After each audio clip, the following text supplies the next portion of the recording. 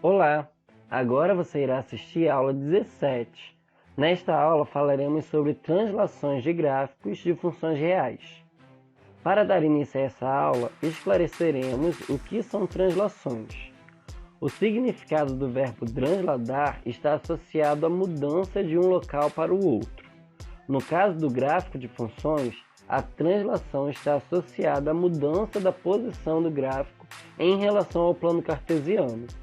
As translações podem ser unidirecionais, isso significa que são vertical ou horizontal.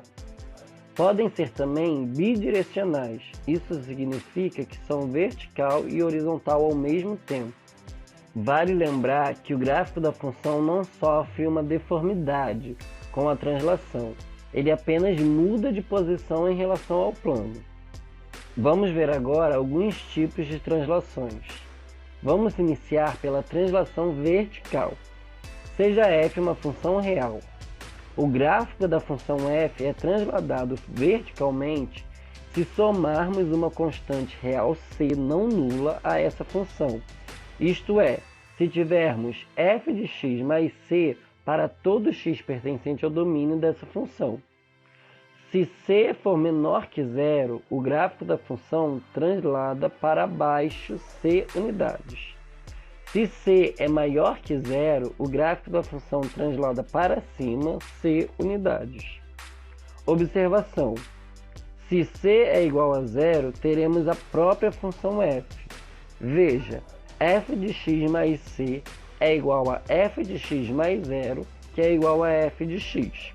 Vejamos os exemplos a seguir. Exemplo 1. Veja no gráfico a seguir algumas das translações verticais da função exponencial f de x igual a 2 elevado a x. Seja a função f de x igual a 2 elevado a x. As funções g de x igual a 2 elevado a x mais 1 e h de x igual a 2 elevado a x menos 3 são translações verticais da função f. Exemplo 2. Veja no gráfico a seguir algumas das translações verticais da função f de x igual a seno de x. Seja a função f de x igual a seno de x. As funções g de x igual a seno de x mais 2 e h de x seno de x menos 3 são algumas das translações verticais da função f.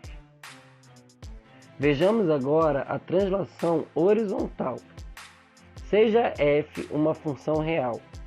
O gráfico da função f é transladado horizontalmente se somarmos uma constante real c não nula ao argumento dessa função.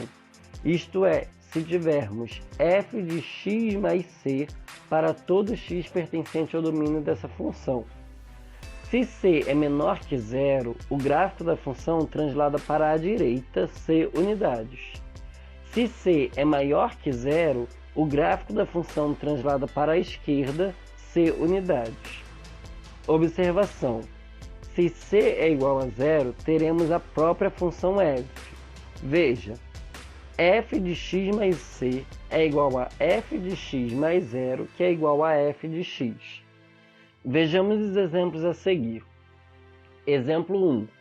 Vejamos nos gráficos a seguir algumas translações horizontais da função f de x igual a x ao quadrado. A função g de x igual a x menos 2 ao quadrado é uma translação horizontal da função f de x igual a x ao quadrado 2 unidades para a direita.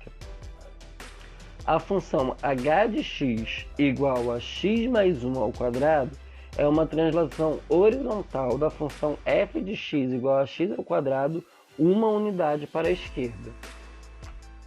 A função j de x igual a x mais 5 ao quadrado é uma translação horizontal da função f de x igual a x ao quadrado 5 unidades para a esquerda. Para finalizar, vamos ver translações bidirecionais. Neste caso, temos as translações verticais e horizontais simultaneamente. Isto é, soma-se uma constante real m ao argumento da função e uma constante real n à função.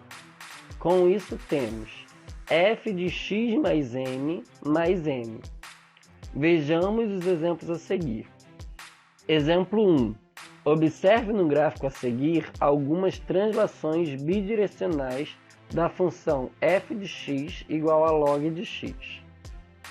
As funções g de x igual a log de x menos 3 mais 2 e h de x igual a log de x menos 5 mais 1 são algumas das translações direcionais da função f. Exemplo 2. Veja algumas translações bidirecionais da função f de x igual a seno de x.